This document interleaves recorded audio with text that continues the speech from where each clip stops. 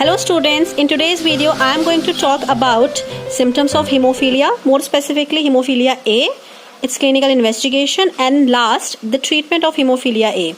So let's start.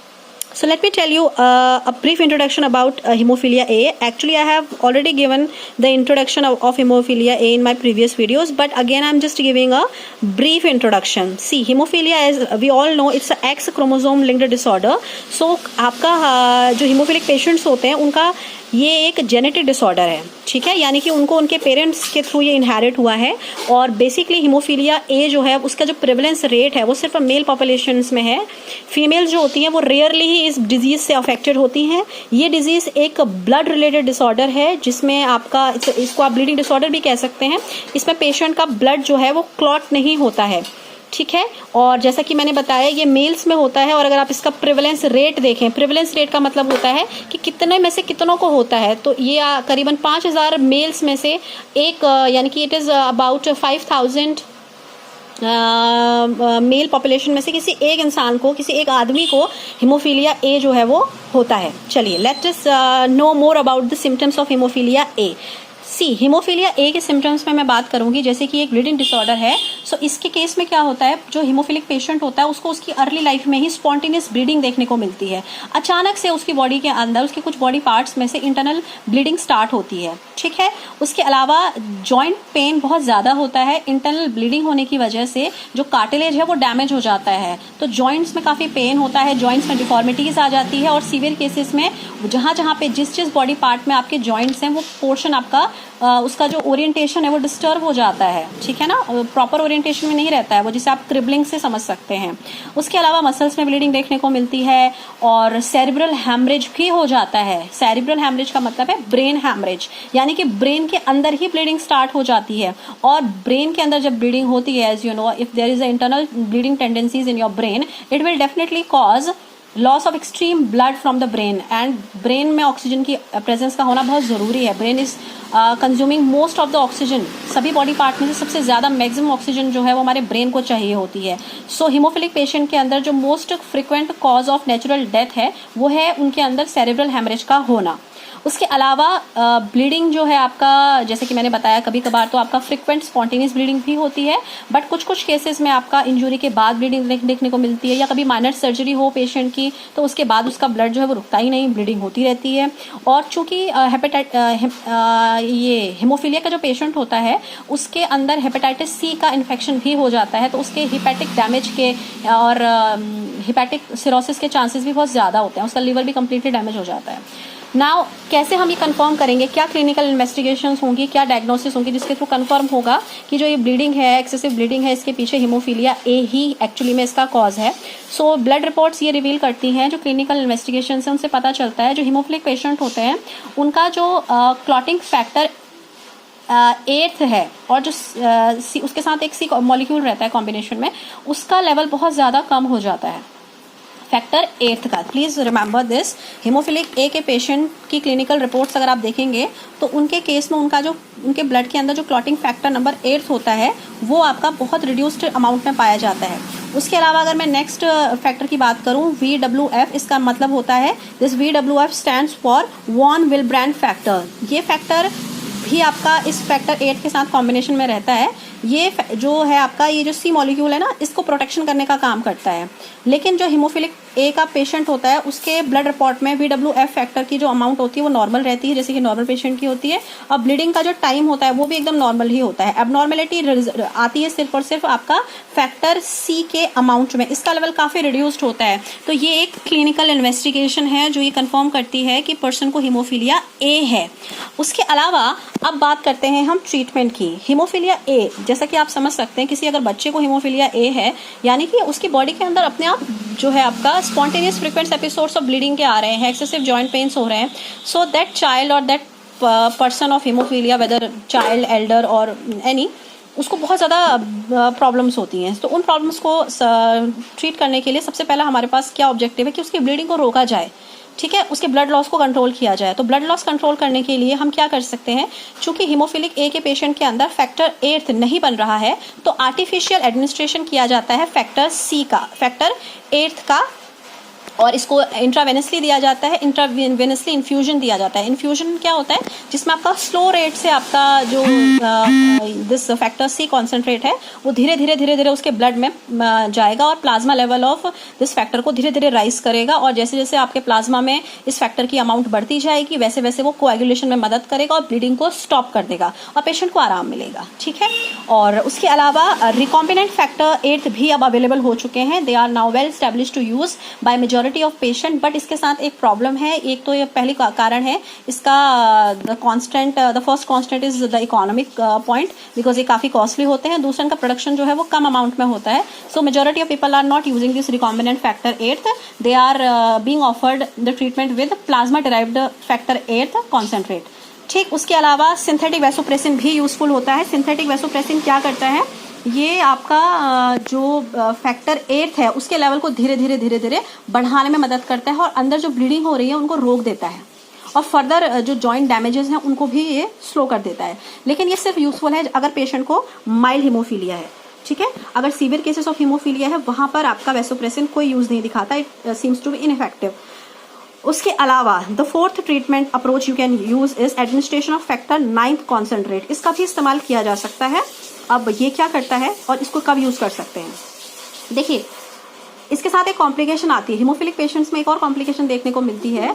लगातार अगर आप फैक्टर 8 का एडमिनिस्ट्रेशन कर रहे हैं तो ब्लीडिंग रुक जाएगी, लेकिन कभी कभार कुछ पेशेंट्स, करीबन मैं अगर बात करूं तो हीमोफिलिक पेशेंट्स में से 10%, एटलीस्ट 10% ऑफ हीमोफिलिक पेशेंट्स ऐसे होते हैं जो इस फैक्टर 8 के लिए रिस्पॉन्स दिखाना बंद कर देते हैं। कारण क्या है, एक्चुअली उनके बॉडी के अंदर इनहिबिटर्स डेवलप हो गए हैं। इनहिबिटर्स क्या होते हैं, एक्चुअली में इनहिबिटर्स वो एंटीबॉडीज हैं जो इस फैक्टर 8 को एज एंटीजन रिकॉग्नाइज कर रहे हैं, as a foreign particle recognize कर रहे हैं, और इसका फैक्टर 8C को एक्सेप्ट नहीं कर रहे हैं, उसका रिजेक्शन कर रहे हैं। तो आप चाहे कितना ही high dose of factor 8C उस पर्सन के अंदर डालेंगे, उस पर्सन के प्लाज्मा लेवल ऑफ फैक्टर 8 में कोई इंक्रीमेंट नहीं होता, तो उस पर्सन की ब्लीडिंग रुकती ही नहीं है। यानी कि इससे साफ क्लियर होता है कि उस पर्सन के अंदर इनहिबिटर्स बन चुके हैं, उस पर्सन के अंदर वो इनहिबिटर सब्सटेंस डेवलप हो चुके हैं, और उस केसेस में आप फैक्टर 8C कॉन्सेंट्रेट चाहे कितना एडमिनिस्टर करेंगे कोई फायदा देखने को नहीं मिलता। लेकिन वहां पर अगर आप फैक्टर 9 कॉन्सेंट्रेट का एडमिनिस्ट्रेशन करते हैं तो ये देखा जाता है कि ये कुछ ऐसे फैक्टर्स, एक्टिवेटिंग फैक्टर्स रिलीज करता है जो प्लाज्मा में फैक्टर 8 के लेवल को धीरे धीरे राइज करके ब्लीडिंग को रोकने में मदद करते हैं। सो वहां पर ये आपका यूजफुल हो सकता है। Okay, so this was the treatment of hemophilia A. Now let us have a quick look to the report of normal and the hemophilic patient. जैसा कि आपको पता है हीमोफीलिया एक एक्स क्रोमोसोम लिंक्ड डिसऑर्डर है। ये देखिए, पहले आप एक नॉर्मल पर्सन का सेटअप देखिए।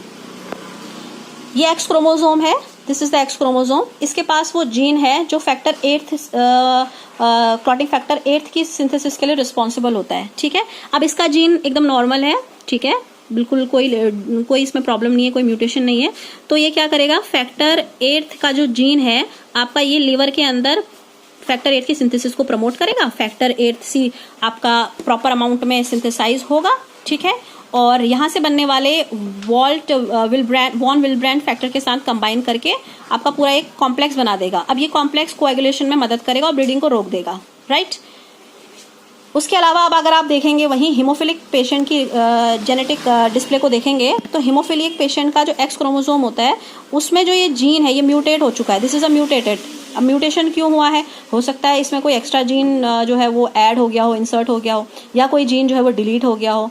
ठीक, तो इसको आप कहते हैं सडन चेंज्ड जीन, और सडन चेंज जीन को म्यूटेटेड जीन भी कहा जाता है।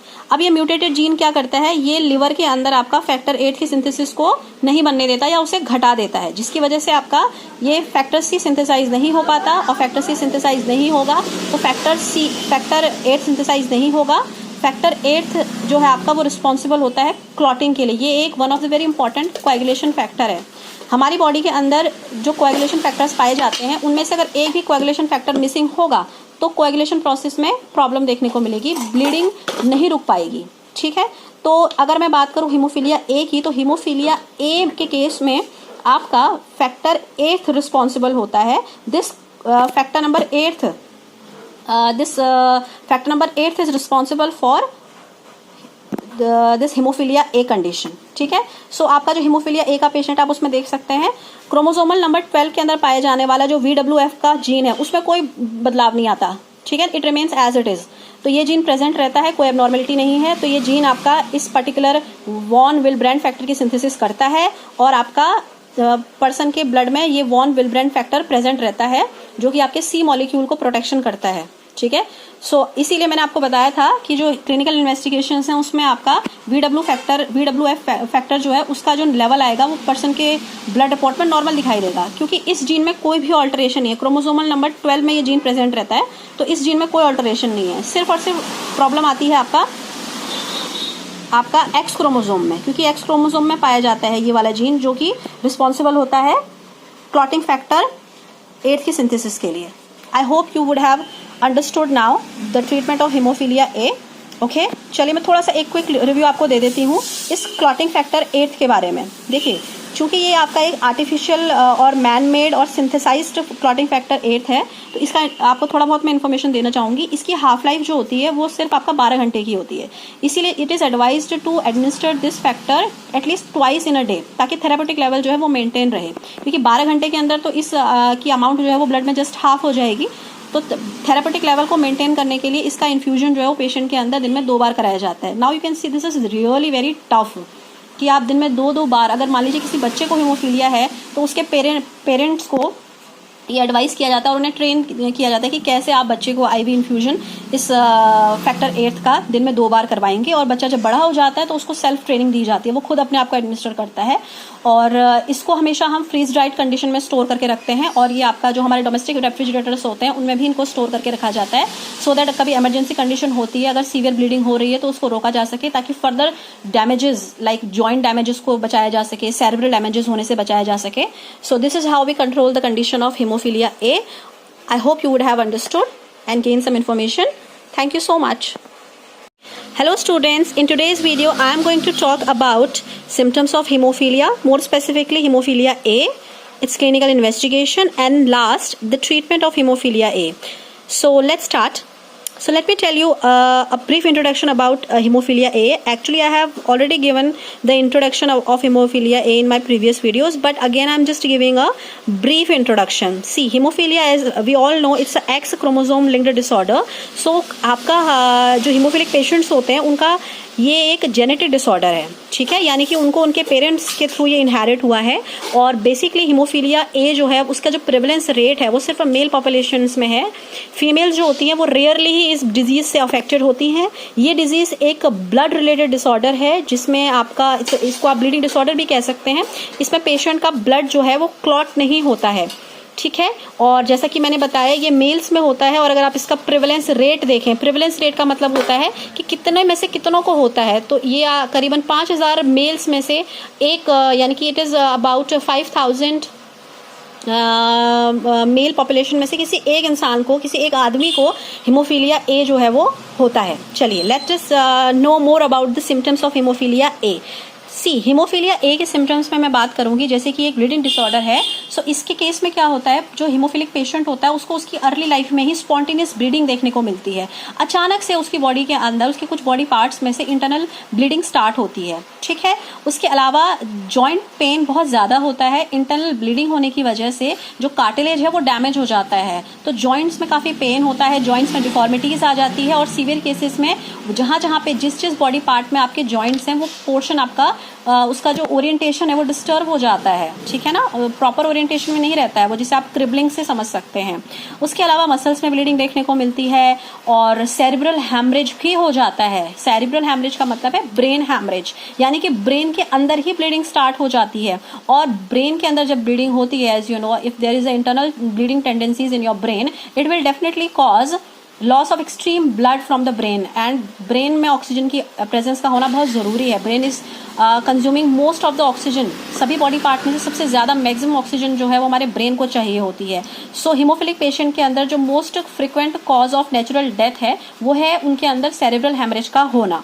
उसके अलावा ब्लीडिंग जो है आपका, जैसे कि मैंने बताया, कभी कभार तो आपका फ्रिक्वेंट स्पॉन्टेनियस ब्लीडिंग भी होती है, बट कुछ कुछ केसेस में आपका इंजरी के बाद ब्लीडिंग देखने को मिलती है, या कभी माइनर सर्जरी हो पेशेंट की तो उसके बाद उसका ब्लड जो है वो रुकता ही नहीं, ब्लीडिंग होती रहती है। और चूंकि ये हेमोफीलिया का जो पेशेंट होता है उसके अंदर हेपेटाइटिस सी का इन्फेक्शन भी हो जाता है, तो उसके हिपैटिक डैमेज के और हिपैटिक सिरोसिस के चांसेस भी बहुत ज़्यादा होते हैं, उसका लीवर भी कम्प्लीटली डैमेज हो जाता है। नाउ कैसे हम ये कंफर्म करेंगे, क्या क्लिनिकल इन्वेस्टिगेशंस होंगी, क्या डायग्नोसिस होंगी जिसके थ्रू कंफर्म होगा कि जो ये ब्लीडिंग है, एक्सेसिव ब्लीडिंग है, इसके पीछे हीमोफीलिया ए ही एक्चुअली में इसका कॉज है। सो ब्लड रिपोर्ट्स ये रिवील करती हैं, जो क्लिनिकल इन्वेस्टिगेशन है उनसे पता चलता है जो हीमोफिलिक पेशेंट होते हैं उनका जो क्लॉटिंग फैक्टर 8 है और जो उसके साथ एक सी मॉलिक्यूल रहता है कॉम्बिनेशन में, उसका लेवल बहुत ज़्यादा कम हो जाता है, फैक्टर 8 का। Please remember this. हीमोफिलिक ए के पेशेंट की क्लिनिकल रिपोर्ट्स अगर आप देखेंगे तो उनके केस में उनके ब्लड के अंदर जो क्लॉटिंग फैक्टर नंबर 8 होता है वो आपका बहुत रिड्यूस्ड अमाउंट में पाया जाता है। उसके अलावा अगर मैं नेक्स्ट फैक्टर की बात करूं, VWF, इसका मतलब होता है, this VWF stands for von Willebrand factor. ये फैक्टर भी आपका इस फैक्टर 8 के साथ कॉम्बिनेशन में रहता है। ये जो है आपका, ये जो सी मॉलिक्यूल है ना, इसको प्रोटेक्शन करने का काम करता है। लेकिन जो हीमोफिलिक ए का पेशेंट होता है उसके ब्लड रिपोर्ट में VWF फैक्टर की जो अमाउंट होती है वो नॉर्मल रहती है, जैसे कि नॉर्मल पेशेंट की होती है। और ब्लीडिंग का जो टाइम होता है वो भी एकदम नॉर्मल ही होता है। एबनॉर्मेलिटी आती है सिर्फ और सिर्फ आपका फैक्टर सी के अमाउंट में, इसका लेवल काफ़ी रिड्यूस्ड होता है। तो ये एक क्लिनिकल इन्वेस्टिगेशन है जो ये कंफर्म करती है कि पर्सन को हीमोफीलिया ए है। उसके अलावा अब बात करते हैं हम ट्रीटमेंट की। हीमोफीलिया ए, जैसा कि आप समझ सकते हैं, किसी अगर बच्चे को हीमोफीलिया ए है यानी कि उसकी बॉडी के अंदर अपने आप जो है आपका spontaneous frequent episodes of bleeding के आ रहे हैं, एक्सेसिव जॉइंट पेन्स हो रहे हैं, सो दैट चाइल्ड और that person of hemophilia, whether child, elder और एनी, उसको बहुत ज़्यादा प्रॉब्लम्स होती हैं। तो उन प्रॉब्लम्स को ट्रीट करने के लिए सबसे पहला हमारे पास क्या ऑब्जेक्टिव है कि उसकी ब्लीडिंग को रोका जाए, ठीक है, उसके ब्लड लॉस को कंट्रोल किया जाए। तो ब्लड लॉस कंट्रोल करने के लिए हम क्या कर सकते हैं, चूंकि हीमोफिलिक ए के पेशेंट के अंदर फैक्टर 8 नहीं बन रहा है तो आर्टिफिशियल एडमिनिस्ट्रेशन किया जाता है फैक्टर सी का, फैक्टर 8 का, और इसको इंट्रावेनसली दिया जाता है, इंट्रावेनसली इन्फ्यूजन दिया जाता है। इन्फ्यूजन क्या होता है, जिसमें आपका स्लो रेट से आपका जो दिस फैक्टर सी कॉन्सेंट्रेट है वो धीरे धीरे उसके ब्लड में जाएगा और plasma level of this factor को धीरे धीरे राइज करेगा, और जैसे जैसे आपके प्लाज्मा में इस फैक्टर की अमाउंट बढ़ती जाएगी वैसे वैसे वो कोएगुलेशन में मदद करेगा और ब्लीडिंग को स्टॉप कर देगा और पेशेंट को आराम मिलेगा, ठीक है।